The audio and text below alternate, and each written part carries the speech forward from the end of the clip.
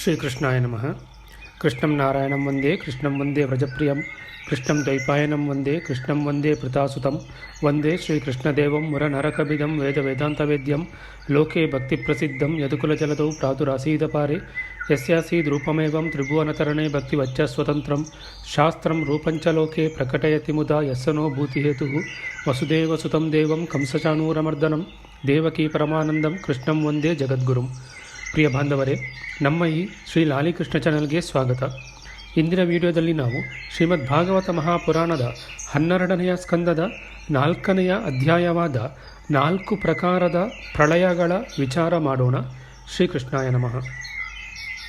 ಶ್ರೀ ಶುಕಮಹಾಮುನಿಗಳು ಹೇಳುತ್ತಾರೆ, ಪರೀಕ್ಷಿತನೇ, ಪರಮಾಣುವಿನಿಂದ ಹಿಡಿದು ದ್ವಿಪರಾರ್ಧದವರೆಗಿನ ಕಾಲದ ಸ್ವರೂಪವನ್ನು ಮತ್ತು ಒಂದೊಂದು ಯುಗದ ಪರಿಮಾಣಗಳನ್ನು ನಾನು ಹಿಂದೆ 3ನೆಯ ಸ್ಕಂದದಲ್ಲಿ ಹೇಳಿಬಿಟ್ಟಿರುವೆನು.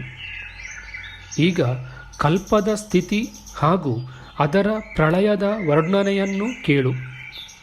ರಾಜೇಂದ್ರನೇ, 1,000 ಚತುರ್ಯುಗಗಳ ಅವಧಿಯು ಬ್ರಹ್ಮದೇವರಿಗೆ ಒಂದು ದಿನವಾಗುತ್ತದೆ. ಬ್ರಹ್ಮನ ಈ ದಿನವನ್ನೇ ಕಲ್ಪವೆಂದು ಹೇಳುತ್ತಾರೆ. ಒಂದು ಕಲ್ಪದಲ್ಲಿ 14 ಮನುಗಳು ಆಗಿ ಹೋಗುತ್ತಾರೆ. ಕಲ್ಪಾಂತ್ಯದಲ್ಲಿ ಅಷ್ಟೇ ಸಮಯದವರೆಗೆ ಪ್ರಳಯವೂ ಇರುತ್ತದೆ. ಪ್ರಳಯವನ್ನೇ ಬ್ರಹ್ಮನ ರಾತ್ರಿ ಎಂದು ಹೇಳುತ್ತಾರೆ. ಈ ಸಮಯದಲ್ಲಿ ಈ 3 ಲೋಕಗಳು ಲೀನವಾಗುತ್ತವೆ, ಅವುಗಳ ಪ್ರಳಯವಾಗುತ್ತವೆ. ಇದಕ್ಕೆ ನೈಮಿತ್ತಿಕ ಪ್ರಳಯವೆಂದು ಹೇಳುತ್ತಾರೆ. ಈ ಪ್ರಳಯದ ಸಂದರ್ಭದಲ್ಲಿ ಇಡೀ ವಿಶ್ವವನ್ನು ತನ್ನೊಳಗೆ ಅಡಗಿಸಿಕೊಂಡು ಬ್ರಹ್ಮದೇವರು ಹಾಗೂ ಶೇಷಶಾಹಿ ಭಗವಾನ್ ನಾರಾಯಣನು ಶಯನ ಮಾಡುತ್ತಾರೆ. ಹೀಗೆ ರಾತ್ರಿಯ ಬಳಿಕ ಹಗಲು, ಹಗಲಿನ ಬಳಿಕ ರಾತ್ರಿ ಆಗುತ್ತಾ ಬ್ರಹ್ಮದೇವರ ಮಾನದಿಂದ 100 ವರ್ಷದ ಮತ್ತು ಮನುಷ್ಯರ ದೃಷ್ಟಿಯಲ್ಲಿ 2 ಪರಾರ್ಧಗಳ ಆಯುಸ್ಸು ಮುಗಿದಾಗ ಮಹತ್ತತ್ವ, ಅಹಂಕಾರ, ಪಂಚತನ್ಮಾತ್ರೆಗಳು, ಈ 7 ಪ್ರಕೃತಿಗಳು ತಮಗೆ ಕಾರಣವಾದ ಮೂಲ ಪ್ರಕೃತಿಯಲ್ಲಿ ಲೀನ ಹೊಂದುವವು. ರಾಜೇಂದ್ರನೇ, ಇದಕ್ಕೆ ಪ್ರಾಕೃತಿಕ ಪ್ರಳಯವೆಂದು ಹೇಳುತ್ತಾರೆ. ಈ ಪ್ರಳಯದಲ್ಲಿ ಪ್ರಳಯದ ಕಾರಣ ಒದಗಿದಾಗ ಪಂಚಭೂತಗಳ ಮಿಶ್ರಣದಿಂದ ಉಂಟಾದ ಬ್ರಹ್ಮಾಂಡವು ತನ್ನ ಸ್ಥೂಲ ರೂಪವನ್ನು ಬಿಟ್ಟು ಕಾರಣ ರೂಪದಲ್ಲಿ ನೆಲೆಸುತ್ತದೆ, ಸೇರಿ ಹೋಗುತ್ತದೆ. ಪರೀಕ್ಷಿತನೇ, ಪ್ರಳಯದ ಸಮಯವು ಬಂದಾಗ 100 ವರ್ಷಗಳವರೆಗೆ ಮೇಘಗಳು ಮಳೆ ಸುರಿಸುವುದಿಲ್ಲ, ಯಾರಿಗೂ ಅನ್ನ ಸಿಗುವುದಿಲ್ಲ. ಆ ಸಮಯದಲ್ಲಿ ಜನರು ಹಸಿವು ಬಾಯಾರಿಕೆಗಳಿಂದ ಕಂಗೆಟ್ಟು ಒಬ್ಬರನ್ನೊಬ್ಬರು ತಿನ್ನತೊಡಗುವರು. ಹೀಗೆ ಕಾಲದ ಉಪದ್ರವದಿಂದ ಪೀಡಿತವಾಗಿ ಎಲ್ಲ ಪ್ರಜೆಯು ನಿಧಾನವಾಗಿ ಕ್ಷೀಣಿಸಿ ಬಿಡುತ್ತದೆ. ಪ್ರಳಯ ಕಾಲದ ಸಾಂವರ್ತಕ ಸೂರ್ಯನು ತನ್ನ ಪ್ರಚಂಡ ಕಿರಣಗಳಿಂದ ಸಮುದ್ರ, ಪ್ರಾಣಿಗಳ ಶರೀರಗಳು, ಪೃಥ್ವಿಯ ಸಮಸ್ತ ರಸವನ್ನು ಒಣಗಿಸಿ ಬಿಡುತ್ತಾನೆ. ಮತ್ತೆ ಎಂದಿನಂತೆ ಪೃಥ್ವಿಯಲ್ಲಿ ಮಳೆಗೆರೆಯುವುದಿಲ್ಲ. ಆ ಸಮಯದಲ್ಲಿ ಸಂಕರ್ಷಣ ಭಗವಂತನ ಮುಖದಿಂದ ಪ್ರಳಯ ಕಾಲದ ಸಂವರ್ತಕವೆಂಬ ಅಗ್ನಿಯು ಪ್ರಕಟವಾಗುತ್ತದೆ. ವಾಯುವಿನ ವೇಗದಿಂದ ಅದು ಇನ್ನೂ ಹೆಚ್ಚುವುದು. ತಲ, ಅತಲ ಮೊದಲಾದ ಕೆಳಗಿನ 7 ಲೋಕಗಳನ್ನು ಭಸ್ಮವಾಗಿ ಮಾಡಿಬಿಡುತ್ತದೆ. ಅಲ್ಲಿಯ ಪ್ರಾಣಿಗಳಾದರೂ ಮೊದಲೇ ಸತ್ತಿರುತ್ತಾರೆ. ಕೆಳಗಿನಿಂದ ಅಗ್ನಿಯ ಭೀಕರ ಜ್ವಾಲೆಗಳು ಮತ್ತು ಮೇಲಿನಿಂದ ಸೂರ್ಯನ ಪ್ರಚಂಡ ಬಿಸಿಲು, ಇವುಗಳಿಂದ ಕೆಳಗೆ ಮೇಲೆ 4 ಕಡೆಯಿಂದ ಈ ಬ್ರಹ್ಮಾಂಡವು ಉರಿಯತೊಡಗಿ ಸುಟ್ಟ ಬೆರಣಿಯಂತೆ ಆಗಿಬಿಡುವುದು. ಬಳಿಕ ಪ್ರಳಯ ಕಾಲದ ಅತ್ಯಂತ ಪ್ರಚಂಡವಾದ ಸಾಂವರ್ತಕ ವಾಯುವು 100 ವರ್ಷಗಳವರೆಗೆ ಬೀಸುತ್ತದೆ. ಆ ಸಮಯದಲ್ಲಿ ಆಕಾಶವು ಹೊಗೆಯಿಂದ ಮತ್ತು ಧೂಳಿನಿಂದ ತುಂಬಿರುತ್ತದೆ. ಅನಂತರ ಬಣ್ಣ ಬಣ್ಣದ ಅಸಂಖ್ಯ ಮೋಡಗಳು ಆಕಾಶದಲ್ಲಿ ಕವಿದುಕೊಂಡು ಭೀಕರ ಗರ್ಜನೆಯೊಡನೆ ಭಯಂಕರವಾಗಿ 100 ವರ್ಷಗಳವರೆಗೆ ಮಳೆಯನ್ನು ಕರೆಯುವವು. ಆ ಸಮಯದಲ್ಲಿ ಬ್ರಹ್ಮಾಂಡದೊಳಗೆ ಇರುವ ಎಲ್ಲ ಪ್ರಪಂಚವು ಒಂದು ಸಮುದ್ರದಂತಾಗಿ ಜಲಮಯವಾಗಿ ಬಿಡುವುದು. ಹೀಗೆ ಜಲಪ್ರಳಯವಾದಾಗ ಜಲವು ಪೃಥ್ವಿಯ ವಿಶೇಷ ಗುಣವಾದ ಗಂಧವನ್ನು ಸೆಳೆದು ತನ್ನಲ್ಲಿ ಲಯಗೊಳಿಸಿಕೊಳ್ಳುವುದು. ಗಂಧಗುಣವು ಜಲದಲ್ಲಿ ಲೀನವಾದಾಗ ಭೂಮಿಯು ಪ್ರಳಯವಾಗುತ್ತದೆ. ಅದು ಜಲದಲ್ಲಿ ಬೆರೆತು ಜಲರೂಪವೇ ಆಗುತ್ತದೆ.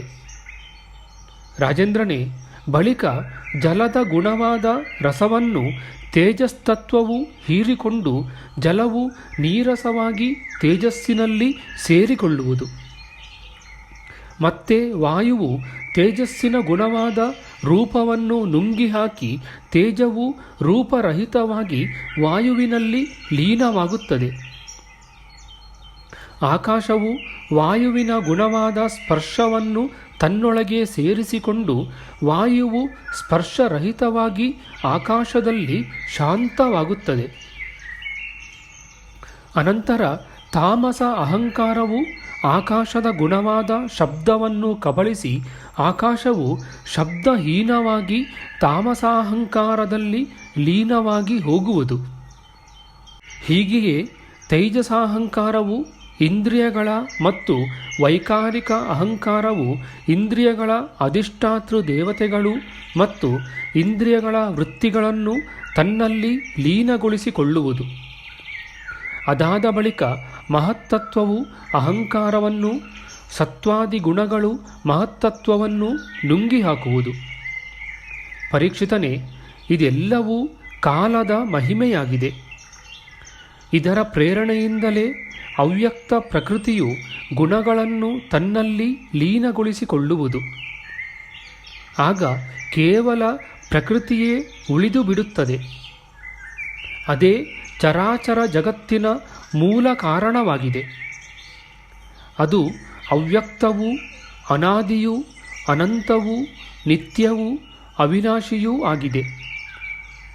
ತನ್ನ ಕಾರ್ಯಗಳನ್ನು ಲೀನಗೊಳಿಸಿಕೊಂಡು ಪ್ರಳಯ ಕಾಲದಲ್ಲಿ ಸಾಮ್ಯಾವಸ್ಥೆಯನ್ನು ಪಡೆದಾಗ ಕಾಲದ ಅವಯವ, ವರ್ಷ, ಮಾಸ, ಹಗಲು, ರಾತ್ರಿ, ಕ್ಷಣ ಮುಂತಾದವುಗಳ ಕಾರಣವಾದ ಅದರಲ್ಲಿ ಪರಿಣಾಮ, ಕ್ಷಯ, ವೃದ್ಧಿ ಮುಂತಾದ ಯಾವ ವಿಧದ ವಿಕಾರಗಳು ಉಂಟಾಗುವುದಿಲ್ಲ. ಆ ಸಮಯದಲ್ಲಿ ಪ್ರಕೃತಿಯಲ್ಲಿ ಸ್ಥೂಲ ಅಥವಾ ಸೂಕ್ಷ್ಮ ರೂಪದಿಂದಲೂ ವಾಣಿ, ಮನಸ್ಸು, ಸತ್ವಗುಣ, ರಜೋಗುಣ, ತಮೋಗುಣ, ಮಹತ್ತತ್ವವೇ ಮೊದಲಾದ ವಿಕಾರಗಳು, ಪ್ರಾಣ, ಬುದ್ಧಿ, ಇಂದ್ರಿಯಗಳು ಮತ್ತು ಅವುಗಳ ದೇವತೆಗಳು ಯಾವುದೂ ಇರುವುದಿಲ್ಲ. ಸೃಷ್ಟಿಯ ಸಮಯದಲ್ಲಿರುವ ಲೋಕಗಳ ಕಲ್ಪನೆ ಹಾಗೂ ಅವುಗಳ ಸ್ಥಿತಿಯೂ ಇರುವುದಿಲ್ಲ. ಆಗ ಸ್ವಪ್ನ, ಜಾಗೃತಿ, ಸುಷುಪ್ತಿ ಈ ಮೂರೂ ಅವಸ್ಥೆಗಳೂ ಇರುವುದಿಲ್ಲ. ಆಕಾಶ, ಜಲ, ಪೃಥ್ವಿ, ವಾಯು, ಅಗ್ನಿ, ಸೂರ್ಯ ಇವುಗಳೂ ಇರುವುದಿಲ್ಲ. ಎಲ್ಲವೂ ಮಲಗಿರುವ ಶೂನ್ಯದಂತೆ ಇರುತ್ತದೆ. ಆ ಅವಸ್ಥೆಯನ್ನು ತರ್ಕದಿಂದ ಊಹಿಸುವುದಕ್ಕೂ ಅಸಂಭವವೇ. ಆ ಅವ್ಯಕ್ತವನ್ನೇ ಜಗತ್ತಿನ ಮೂಲ ಕಾರಣ ತತ್ವವೆಂದು ಹೇಳುತ್ತಾರೆ. ಈ ಅವಸ್ಥೆಯನ್ನು ಪ್ರಾಕೃತ ಪ್ರಳಯವೆಂದು ಹೇಳುತ್ತಾರೆ. ಆ ಸಮಯದಲ್ಲಿ ಪುರುಷ ಮತ್ತು ಪ್ರಕೃತಿ ಇವೆರಡರ ಶಕ್ತಿಗಳು ಕಾಲದ ಪ್ರಭಾವದಿಂದ ಕ್ಷೀಣವಾಗುತ್ತವೆ ಹಾಗೂ ವಿವಶರಾಗಿ ತಮ್ಮ ಮೂಲ ಸ್ವರೂಪದಲ್ಲಿ ಲೀನವಾಗಿ ಹೋಗುತ್ತಾರೆ. ಪರೀಕ್ಷಿತನೇ, ಈಗ ನಿನಗೆ ಆತ್ಯಂತಿಕ ಪ್ರಳಯ ಅಂದರೆ ಮೋಕ್ಷದ ಸ್ವರೂಪವನ್ನು ತಿಳಿಸುತ್ತೇನೆ, ಕೇಳು. ಬುದ್ಧಿ, ಇಂದ್ರಿಯಗಳು ಮತ್ತು ಅವುಗಳ ವಿಷಯಗಳೆಲ್ಲಕ್ಕೂ ಆಶ್ರಯ ಅಧಿಷ್ಠಾನನಾಗಿರುವ ಜ್ಞಾನ ಸ್ವರೂಪನಾದ ಪರಮಾತ್ಮನೇ ಇರುತ್ತಾನೆ. ಇವುಗಳಿಗೆ ಆದಿ ಮತ್ತು ಅಂತ್ಯಗಳುಂಟು. ಆದುದರಿಂದ ಅವು ಸತ್ಯವಸ್ತುಗಳಲ್ಲ, ಮಿಥ್ಯೆಯೇ ಆಗಿವೆ. ಇವುಗಳಿಗೆ ಧಾರಕನಾದ ಪರಮಾತ್ಮನೊಬ್ಬನೇ ಸತ್ಯವಸ್ತು. ದೀಪ, ಕಣ್ಣು ಮತ್ತು ಕಾಣುವ ರೂಪ ಇವು ಮೂರು ತೇಜಸ್ಸಿನಿಂದ ಭಿನ್ನವಾಗಿಲ್ಲ. ಹಾಗೆಯೇ ಬುದ್ಧಿ, ಇಂದ್ರಿಯಗಳು ಹಾಗೂ ಅವುಗಳ ವಿಷಯ ತನ್ಮಾತ್ರೆಗಳು ತನ್ನ ಅಧಿಷ್ಠಾನ ಸ್ವರೂಪ ಬ್ರಹ್ಮನಿಂದ ಬೇರೆಯಾಗಿಲ್ಲ. ಹೀಗಿದ್ದರೂ ಅದು ಇವುಗಳಿಂದ ಸರ್ವತಾ ಭಿನ್ನವಾಗಿದೆ. ರಜ್ಜುರೂಪಿ ಅಧಿಷ್ಠಾನದಲ್ಲಿ ಅಧ್ಯಸ್ಥವಾದ ಸರ್ಪವು ತನ್ನ ಅಧಿಷ್ಠಾನದಿಂದ ಪೃಥಕ್ಕಾಗಿಲ್ಲ. ಆದರೂ ಅಧ್ಯಸ್ಥ ಸರ್ಪದಿಂದ ಅಧಿಷ್ಠಾನಕ್ಕೆ ಯಾವ ಸಂಬಂಧವೂ ಇಲ್ಲ. ಪರೀಕ್ಷಿತನೇ, ಜಾಗೃತ್, ಸ್ವಪ್ನ, ಸುಷುಪ್ತಿ ಈ ಮೂರೂ ಅವಸ್ಥೆಗಳು ಬುದ್ಧಿಯದಾಗಿದೆ. ಆದ್ದರಿಂದ ಇವುಗಳ ಕಾರಣ ಅಂತರಾತ್ಮನಲ್ಲಿ ಪ್ರತೀತವಾಗುವ ವಿಶ್ವ, ತೈಜಸ, ಪ್ರಾಜ್ಞರೂಪವಾದ ನಾನಾತ್ವವು ಕೇವಲ ಮಾಯಾ ಮಾತ್ರವಾಗಿದೆ. ಬುದ್ಧಿಗತ ನಾನಾತ್ವದ ಏಕಮಾತ್ರ ಸತ್ಯನಾದ ಆತ್ಮನಿಗೆ ಯಾವ ಸಂಬಂಧವೂ ಇಲ್ಲ. ಈ ವಿಶ್ವವು ಉತ್ಪತ್ತಿ ಮತ್ತು ಪ್ರಳಯಗಳಿಂದ ಗ್ರಸ್ತವಾಗಿದೆ. ಅದಕ್ಕಾಗಿ ಅನೇಕ ಅವಯವಗಳ ಸಮೂಹವೇ ಈ ವಿಶ್ವವಾಗಿದೆ. ಆದ್ದರಿಂದ ಆಕಾಶದಲ್ಲಿ ಕೆಲವೊಮ್ಮೆ ಮೋಡಗಳು ಇರುತ್ತವೆ, ಕೆಲವೊಮ್ಮೆ ಇರುವುದಿಲ್ಲ. ಹಾಗೆಯೇ ಇದು ಕೆಲವೊಮ್ಮೆ ಪರಬ್ರಹ್ಮನಲ್ಲಿ ಇರುತ್ತದೆ, ಕೆಲವೊಮ್ಮೆ ಇರುವುದಿಲ್ಲ. ಪರೀಕ್ಷಿತನೇ, ಜಗತ್ತಿನ ವ್ಯವಹಾರಗಳಲ್ಲಿ ಇರುವ ಅವಯವಿ ಪದಾರ್ಥಗಳು ಇಲ್ಲದಿದ್ದರೂ ಅವುಗಳ ಭಿನ್ನ ಭಿನ್ನ ಅವಯವಗಳು ಸತ್ಯವಾಗಿರಬಲ್ಲವು. ಏಕೆಂದರೆ ಅವುಗಳು ಕಾರಣವಾಗಿದೆ. ಬಟ್ಟೆಯು ಇಲ್ಲದಿದ್ದರೂ ಅದರ ಕಾರಣರೂಪವಾದ ನೂಲಿನ ಅಸ್ತಿತ್ವವೂ ಇರುವಂತೆಯೇ ಕಾರ್ಯರೂಪವಾದ ಜಗತ್ತಿನ ಅಭಾವದಲ್ಲಿಯೂ ಈ ಜಗತ್ತಿನ ಕಾರಣರೂಪವಾದ ಅವಯವಗಳ ಸ್ಥಿತಿ ಇರಬಲ್ಲದು. ಆದರೆ ಬ್ರಹ್ಮವಸ್ತುವಿನಲ್ಲಿ ಈ ಕಾರ್ಯ ಕಾರಣ ಭಾವಗಳು ವಾಸ್ತವಿಕವಾಗಿರುವುದಿಲ್ಲ. ಏಕೆಂದರೆ ಕಾರಣವಾದರೂ ಸಾಮಾನ್ಯ ವಸ್ತುವಾಗಿದೆ ಮತ್ತು ಕಾರ್ಯವು ವಿಶೇಷ ವಸ್ತುವಾಗಿದೆ. ಹೀಗೆ ಕಂಡುಬರುವ ಭೇದವು ಕೇವಲ ಭ್ರಮೆಯಾಗಿದೆ. ಸಾಮಾನ್ಯ ಮತ್ತು ವಿಶೇಷ ಭಾವಗಳು ಆಪೇಕ್ಷಿಕವಾಗಿವೆ. ಅನ್ಯೋನ್ಯಾಶ್ರಯವಾಗಿರುವುದೇ ಇದರ ಕಾರಣವಾಗಿದೆ. ವಿಶೇಷವಿಲ್ಲದೆ ಸಾಮಾನ್ಯ ಹಾಗೂ ಸಾಮಾನ್ಯವಿಲ್ಲದೆ ವಿಶೇಷದ ಸ್ಥಿತಿ ಇರಲಾರದು. ಕಾರ್ಯ ಮತ್ತು ಕಾರಣದ ಭಾವಗಳಲ್ಲಿ ಆದಿ ಅಂತ್ಯವೆರಡೂ ಕಂಡುಬರುತ್ತವೆ. ಆದ್ದರಿಂದಲೂ ಅವು ಸ್ವಪ್ನದ ಭೇದ ಭಾವಗಳಂತೆ ಸರ್ವತಾ ವಸ್ತುಗಳೇ ಅಲ್ಲ. ಈ ಪ್ರಪಂಚ ರೂಪವಾದ ವಿಕಾರವು ಸ್ವಪ್ನದ ವಿಕಾರದಂತೆ ಕಂಡುಬರುತ್ತಿದ್ದರೂ ಇದು ತನ್ನ ಅಧಿಷ್ಠಾನವಾದ ಬ್ರಹ್ಮಸ್ವರೂಪ ಆತ್ಮನಿಂದ ಭಿನ್ನವಾಗಿಲ್ಲವೆನ್ನುವುದರಲ್ಲಿ ಸಂದೇಹವೇ ಇಲ್ಲ.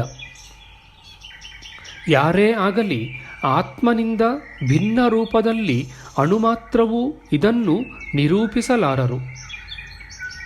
ಆತ್ಮನಿಂದ ಬೇರೆಯಾದ ಇದರ ಅಸ್ತಿತ್ವವನ್ನು ಒಪ್ಪಿಕೊಂಡರೆ ಚಿದ್ರೂಪವಾದ ಆತ್ಮನಂತೆ ಇದೂ ಕೂಡ ಸ್ವಯಂ ಪ್ರಕಾಶವಾದೀತು. ಇಂತಹ ಸ್ಥಿತಿಯಲ್ಲಿ ಅದು ಆತ್ಮನಂತೆಯೇ ಏಕರೂಪವೆಂದು ಸಿದ್ಧವಾದೀತು. ಆದರೆ ಪರಮಾರ್ಥ ಸತ್ಯವಸ್ತುವಿನಲ್ಲಿ ನಾನಾತ್ವವು ಇಲ್ಲವೆಂಬುದೇ ಸರ್ವತಾ ನಿಶ್ಚಿತವಾಗಿದೆ. ಯಾವನಾದರೂ ಅಜ್ಞಾನಿಯು ಪರಮಾರ್ಥ ಸತ್ಯತತ್ವದಲ್ಲಿ ನಾನಾತ್ವವನ್ನು ಸ್ವೀಕರಿಸಿದರೆ ಘಟಾಕಾಶ ಮತ್ತು ಮಹಾಕಾಶ, ಆಕಾಶದಲ್ಲಿರುವ ಸೂರ್ಯ ಹಾಗೂ ಜಲದಲ್ಲಿ ಪ್ರತಿಬಿಂಬಿತ ಸೂರ್ಯ, ಹೊರಗಿನ ವಾಯು ಮತ್ತು ಒಳಗಿನ ವಾಯು ಇವುಗಳಲ್ಲಿ ಭೇದವೆನಿಸಿದಂತೆಯೇ ಆಗುವುದು. ವ್ಯವಹಾರದಲ್ಲಿ ಮನುಷ್ಯನು ಒಂದೇ ಚಿನ್ನವನ್ನು ಕಂಕಣ, ಕುಂಡಲ, ಕಡ ಮುಂತಾದ ಅನೇಕ ರೂಪದಲ್ಲಿ ಒಡವೆಗಳಾಗಿಸಿ ಬೇರೆ ಬೇರೆ ರೂಪದಲ್ಲಿ ಕಂಡುಬರುವಂತೆಯೇ ವ್ಯವಹಾರದಲ್ಲಿ ನಿಪುಣರಾದ ವಿದ್ವಾಂಸರು ಲೌಕಿಕ ಮತ್ತು ವೈದಿಕ ವಾಣಿಯ ಮೂಲಕ ಇಂದ್ರಿಯಾತೀತ ಆತ್ಮಸ್ವರೂಪನಾದ ಭಗವಂತನನ್ನು ಅನೇಕ ರೂಪಗಳಲ್ಲಿ ವರ್ಣಿಸಿರುತ್ತಾರೆ. ಮೋಡಗಳು ಸೂರ್ಯನಿಂದ ಉತ್ಪನ್ನವಾಗುತ್ತವೆ ಮತ್ತು ಸೂರ್ಯನಿಂದಲೇ ಪ್ರಕಾಶಿಸುತ್ತವೆ. ಹೀಗಿದ್ದರೂ ಅವು ಸೂರ್ಯನ ಅಂಶವಾದ ಕಣ್ಣುಗಳಿಗೆ ಸೂರ್ಯನ ದರ್ಶನದಲ್ಲಿ ಬಾಧಕವಾಗುತ್ತವೆ. ಹೀಗೆಯೇ ಅಹಂಕಾರವು ಬ್ರಹ್ಮ ವಸ್ತುವಿನಿಂದಲೇ ಉತ್ಪನ್ನವಾಗಿ ಬ್ರಹ್ಮನಿಂದಲೇ ಪ್ರಕಾಶಿತವಾಗುತ್ತದೆ. ಆದರೂ ಬ್ರಹ್ಮನ ಅಂಶನಾದ ಜೀವನಿಗೆ ಬ್ರಹ್ಮಸ್ವರೂಪದ ಸಾಕ್ಷಾತ್ಕಾರದಲ್ಲಿ ಬಾಧಕವಾಗಿ ಇರುತ್ತದೆ. ಸೂರ್ಯನಿಂದ ಪ್ರಕಟವಾಗುವ ಮೋಡವು ಚೆಲ್ಲಾಪಿಲ್ಲಿಯಾದಾಗ ಕಣ್ಣುಗಳು ತನ್ನ ಸ್ವರೂಪನಾದ ಸೂರ್ಯನನ್ನು ದರ್ಶಿಸಲು ಸಮರ್ಥವಾಗುವಂತೆಯೇ ಜೀವಿಯ ಹೃದಯದಲ್ಲಿ ಜಿಜ್ಞಾಸೆಯು ಜಾಗೃತವಾದಾಗ ಆತ್ಮನ ಉಪಾಧಿಯಾದ ಅಹಂಕಾರವು ನಾಶವಾಗಿ ಬಿಡುತ್ತದೆ ಹಾಗೂ ಜೀವಿಗೆ ತನ್ನ ಸ್ವರೂಪದ ಸಾಕ್ಷಾತ್ಕಾರ ಉಂಟಾಗುತ್ತದೆ. ಪ್ರಿಯ ಪರೀಕ್ಷಿತನೇ, ಜೀವನು ವಿವೇಕ ಖಡ್ಗದಿಂದ ಮಾಯಾಮಯ ಅಹಂಕಾರದ ಬಂಧನವನ್ನು ತುಂಡರಿಸಿದಾಗ ಅವನು ತನ್ನ ಏಕರಸ ಆತ್ಮಸ್ವರೂಪದ ಸಾಕ್ಷಾತ್ಕಾರದಲ್ಲಿ ಸ್ಥಿತನಾಗುತ್ತಾನೆ. ಆತ್ಮನ ಈ ಮಾಯಾಮುಕ್ತ ವಾಸ್ತವಿಕ ಸ್ಥಿತಿಯೇ ಆತ್ಯಂತಿಕ ಪ್ರಳಯವೆಂದು ಹೇಳಲಾಗುತ್ತದೆ. ಎಲೈ ಪರಂತಪನೆ, ಚತುರ್ಮುಖ ಬ್ರಹ್ಮನಿಂದ ಹಿಡಿದು ಹುಲ್ಲು ಕಡ್ಡಿಯವರೆಗಿನ ಎಲ್ಲ ಪ್ರಾಣಿ ಪದಾರ್ಥಗಳು ನಿರಂತರವಾಗಿ ಹುಟ್ಟುತ್ತಾ ಸಾಯುತ್ತಾ ಇರುತ್ತವೆ. ಅರ್ಥಾತ್ ನಿತ್ಯ ರೂಪದಿಂದ ಉತ್ಪತ್ತಿ ಹಾಗೂ ಪ್ರಳಯವಾಗುತ್ತಾ ಇರುತ್ತವೆ. ಪ್ರಪಂಚದ ಪರಿಣಾಮಶೀಲವಾದ ನದಿಯ ಪ್ರವಾಹ ಮತ್ತು ದೀಪಶಿಖೆ ಮುಂತಾದ ಪದಾರ್ಥಗಳು ಕ್ಷಣಕ್ಷಣಕ್ಕೂ ಬದಲಾಗುತ್ತಾ ಇರುತ್ತವೆ. ಅವುಗಳ ಬದಲಾಗುವ ಸ್ಥಿತಿಯನ್ನು ಕಂಡು ದೇಹಾದಿಗಳೂ ಕೂಡ ಕಾಲರೂಪ ಪ್ರವಾಹದ ವೇಗದಲ್ಲಿ ಬದಲಾಗುತ್ತಾ ಇರುತ್ತವೆ ಎಂಬುದು ನಿಶ್ಚಯವಾಗುತ್ತದೆ. ಅದಕ್ಕಾಗಿ ಕ್ಷಣ ಕ್ಷಣದಲ್ಲಿ ಅವುಗಳ ಉತ್ಪತ್ತಿ ಪ್ರಳಯ ಆಗುತ್ತಾ ಇರುತ್ತದೆ.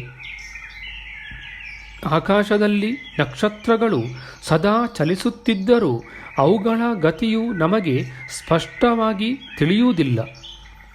ಹಾಗೆಯೇ ಭಗವಂತನ ಸ್ವರೂಪಭೂತ ಅನಾದಿ ಅನಂತ ಕಾಲದ ಕಾರಣದಿಂದ ಪ್ರಾಣಿಗಳ ಪ್ರತಿಕ್ಷಣವಾಗುವ ಉತ್ಪತ್ತಿ ಪ್ರಳಯಗಳು ನಮ್ಮ ದೃಷ್ಟಿಗೆ ಗೋಚರಿಸುವುದಿಲ್ಲ.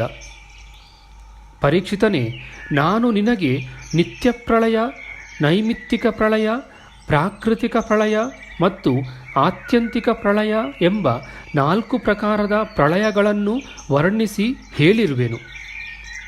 ಕಾಲದ ಸೂಕ್ಷ್ಮವಾದ ಗತಿಯು ಹೀಗೆ ಇರುವುದು. ಎಲೆ ಕುರುಶ್ರೇಷ್ಠನೇ, ಜಗತ್ತಿನ ಸೃಷ್ಟಿಕರ್ತನು ಸಮಸ್ತ ಪ್ರಾಣಿಗಳಿಗೂ ಶಕ್ತಿಗಳಿಗೂ ಆಶ್ರಯನಾಗಿರುವ ಭಗವಾನ್ ನಾರಾಯಣನ ಲೀಲಾ ಚರಿತ್ರೆಗಳನ್ನು ನಿನಗೆ ಸಂಕ್ಷೇಪವಾಗಿ ಹೇಳಿರುವೆನು. ಭಗವಂತನ ಲೀಲಾ ಕಥೆಗಳನ್ನು ಸಂಪೂರ್ಣವಾಗಿ ವರ್ಣಿಸಲು ಬ್ರಹ್ಮದೇವರಿಂದಲೂ ಶಕ್ಯವಾಗಲಾರದು. ಅತ್ಯಂತ ದುಸ್ತರವಾದ ಸಂಸಾರ ಸಾಗರದಿಂದ ಪಾರಾಗಲು ಬಯಸುವವನಿಗೆ ಅಥವಾ ಅನೇಕ ಪ್ರಕಾರದ ದುಃಖ ದಾವಾನಲದಿಂದ ಬೆಂದು ಹೋಗಿರುವವನಿಗಾಗಿ ಭಗವಾನ್ ಪುರುಷೋತ್ತಮನ ಲೀಲಾ ಕಥಾರೂಪವಾದ ರಸವನ್ನು ಸೇವಿಸುವುದಲ್ಲದೆ ಬೇರೆ ಯಾವ ಸಾಧನೆಯೂ ನೌಕೆಯೂ ಇರುವುದಿಲ್ಲ. ಇಂತಹ ಲೀಲಾಕಥೆಗಳ ರಸಾಯನವನ್ನು ಸೇವಿಸುವುದರಿಂದಲೇ ತನ್ನ ಮನೋರಥವು ಕೈಗೂಡುವುದು. ನಾನು ನಿನಗೆ ಹೇಳಿದ ಈ ಶ್ರೀಮದ್ಭಾಗವತವೆಂಬ ಪುರಾಣ ಸಂಹಿತೆಯನ್ನು ಸನಾತನ ಋಷಿಗಳಾದ ನರನಾರಾಯಣರು ಮೊದಲಿಗೆ ದೇವಋಷಿ ನಾರದರಿಗೆ ಹೇಳಿದ್ದರು.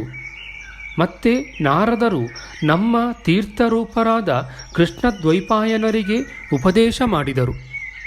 ಮಹಾರಾಜ, ಅಂತಹ ಬದರೀವನ ವಿಹಾರಿಗಳಾದ ಭಗವಾನ್ ಶ್ರೀಕೃಷ್ಣದ್ವೈಪಾಯನರು ಪ್ರಸನ್ನರಾಗಿ ಈ ವೇದತುಲ್ಯ ಶ್ರೀಮದ್ಭಾಗವತ ಸಂಹಿತೆಯನ್ನು ನನಗೆ ಉಪದೇಶಿಸಿದರು. ಕುರುಶ್ರೇಷ್ಠನೇ, ಮುಂದೆ ನೈಮಿಷಾರಣ್ಯದಲ್ಲಿ ಒಂದು ದೊಡ್ಡ ಸತ್ರಯಾಗವು ನಡೆಯುತ್ತಿರುವಾಗ ಶೌನಕಾದಿ ಋಷಿಗಳ ಪ್ರಾರ್ಥನೆಯ ಮೇರೆಗೆ ಸೂತ ಪುರಾಣಿಕರು ಅವರಿಗೆ ಈ ಸಂಹಿತೆಯನ್ನು ಉಪದೇಶ ಮಾಡುವರು. ಇತಿ ಶ್ರೀಮದ್ಭಾಗವತೆ ಮಹಾಪುರಾಣೆ ಪಾರಮಹಂಸ್ಯಾಂ ಸಂಹಿತಾಯಾಂ 12 ಸ್ಕಂದೆ 4ರ್ಥೋಧ್ಯಾಯ.